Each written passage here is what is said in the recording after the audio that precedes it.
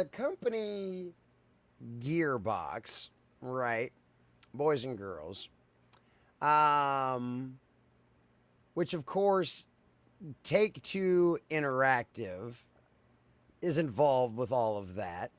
And Take-Two Interactive, of course, is who owns Rockstar Games, right? And Rockstar Games, over the last, I guess, probably couple of years, has been putting out some diversity statements, right? Talking about how they want to be more inclusive and yada, yada, yada. Kind of been putting out the kind of same corporate spiel that we see from a lot of people, right? And it's very interesting to think about the fact that much like much of the rest of the video game industry, much like Hollywood, much like the all over general economy is currently in a major contraction situation. Yeah, because, a recession isn't a real thing. Shh, believe the lies the government tells you. There's massive amount of layoffs going on all over the place. I mean, we've seen studios close because of going with the diversity nonsense. And now, because Gearbox now couldn't stand on its own, even though it had all of these successful studios and franchises below it. I mean, GTA 5 Online became the #1 most profitable game in history because of how much money they made on that game. But even with such a successful franchise as that, now, boys and girls, and this is something that we'd been hearing from rumors when this acquisition had happened, that they planned on massive layoffs.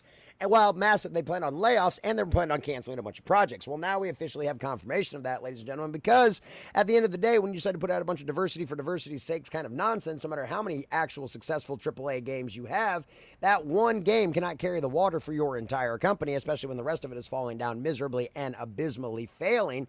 And, well, now we've got more of those consequences of their own actions actually coming forward. So less than a month after acquiring Gearbox, Take-Two Interactive reportedly fires 5% of its staff and scraps multiple projects. I wonder if any of those projects involved any diversity, inclusion, and equity nonsense. I wonder.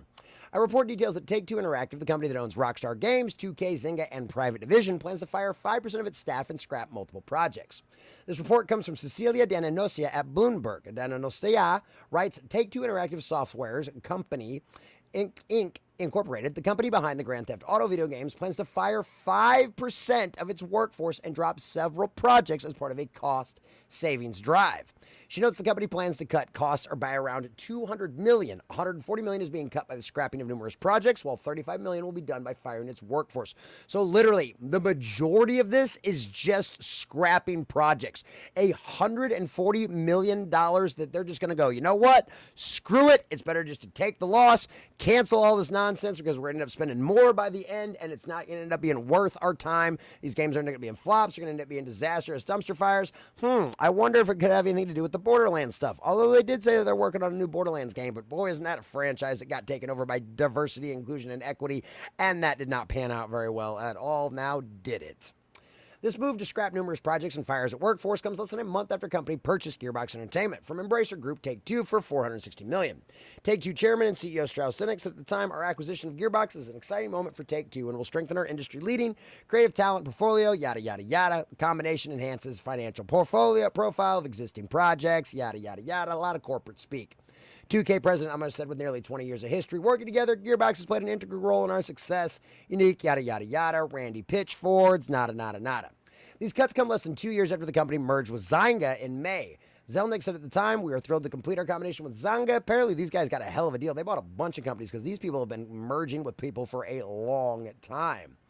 In Take-Two's most recent earning reports, the company revealed that it had $1.34 billion net bookings with outperformances in Grand Theft Auto 5 and Grand Theft Auto Online, Red Dead Redemption series, and Toon Blast. Notice how nobody mentioned the Borderlands franchise. Wonder why. However, this is down 3% compared to last year's third quarter. The company also updated its fiscal 2024 outlook by decreasing net projections.